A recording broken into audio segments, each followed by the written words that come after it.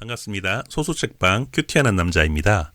오늘은 할례는 이스라엘의 고유한 관습인가요? 라는 주제를 가지고 함께 이야기해 보겠습니다. 출애굽기 4장을 보면 성경에서 가장 이해하기 힘든 사건이 기록되어 있는데요.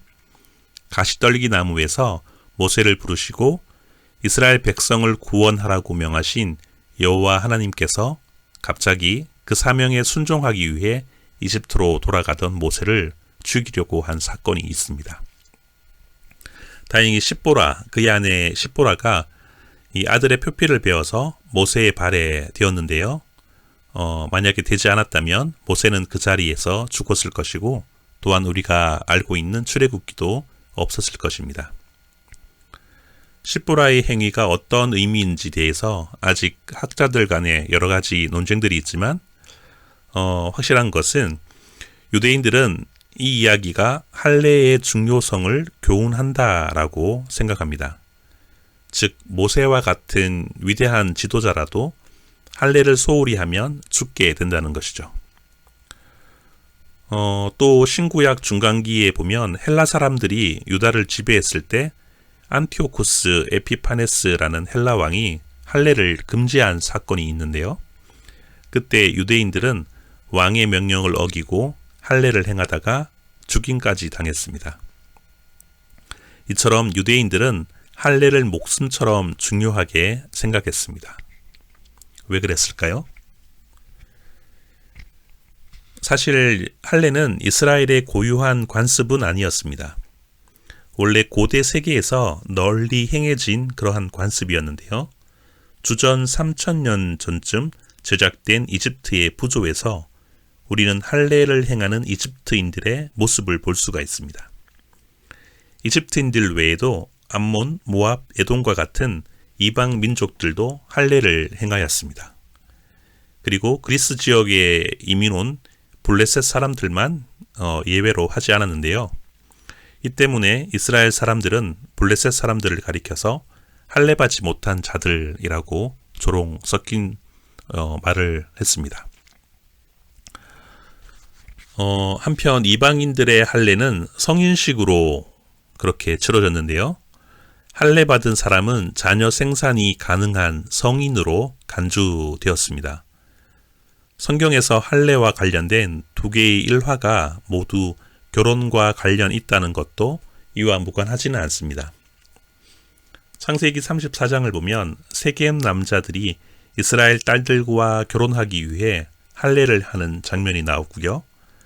앞서 언급한 십보라 이야기에도 십보라는 아들의 피 묻은 표피를 모세의 발에 갖다 대면서 당신은 나의 피남편이라고 이야기합니다.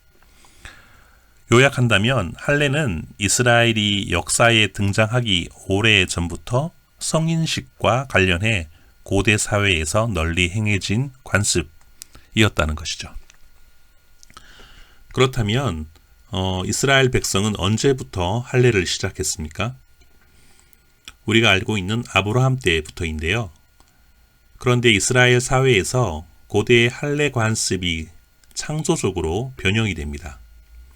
하나님은 기존의 문화적 요소였던 할례 관습을 취하여서 하나님과 이스라엘 사이에 독특한 관계를 나타내는 그런 상징으로 사용하셨습니다. 하나님은 아브라함에게 할례를 명하시면서 그것이 하나님과 이스라엘 사이의 언약의 표지라고 말씀하셨습니다. 이스라엘에서 생후 8일 만에 할례를 행했다는 것은 이것을 잘 드러내주는데요. 이방 관습에서 할례는 생식 능력이 완성되었음을 보이는 반면에 이스라엘에서는 아이가 태어나자마자 그 몸을 하나님께 헌신한다는 의미에서 생후 8일 만에 행해졌습니다. 생후 8일은 아이 몸이 자연 상태에서 할례 절차를 견딜 정도로 성장하는 그런 기간입니다. 그 전에 할례를 행하면 아이가 죽을 가능성이 높았기 때문에 생후 8일이 된 아이에게 할례를 하게 했습니다. 그리고 이것은 이스라엘인들이 태어나면서 언약 백성이 된다라는 의미를 가지고 있습니다. 이런 의미에서 하나님과 이스라엘 사이의 언약 표지인 할례가 피 흘림을 수반하는 의식이라는 점도 매우 중요합니다. 왜냐하면 하나님의 언약은 피 흘림에 의해 확증되고 효력을 발휘하기 때문입니다. 성경은 언약의 외적 표지인 할례의 마음의 변화가 수반되지 않으면 육체의 할례가 무가치하다고 증거하는데요. 나아가 마음의 할례에 대해서 이야기하고 있습니다. 예레미야 선지자는 마음의 할례와 새 언약을 연결시켜서 마음의 할례를 받지 못하면 하나님께 버림받을 것이라고 경고합니다. 육체의 할례가 그림자라면 성령을 통한 마음의 할례는 실체입니다. 육체의 할례가 옛 언약의 표지라면 마음의 할례는 새 언약의 표지인 셈이죠. 옛 언약의 표지가 피 흘림을 수반하는 것처럼 새 언약은 예수 그리스도의 피 흘림을 통해 성취된다는 것입니다. 우리가 할례에 대해서 이야기를 나눴는데요. 오늘을 사는 그리스도인들은 반드시 육체의 할례를 받아야 하는 것은 아니지만 그러나 마음의 굳은 부분을 도려내는 마음의 할례는 날마다 받아야 합니다.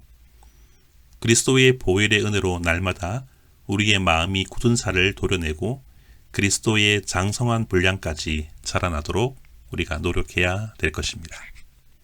감사합니다.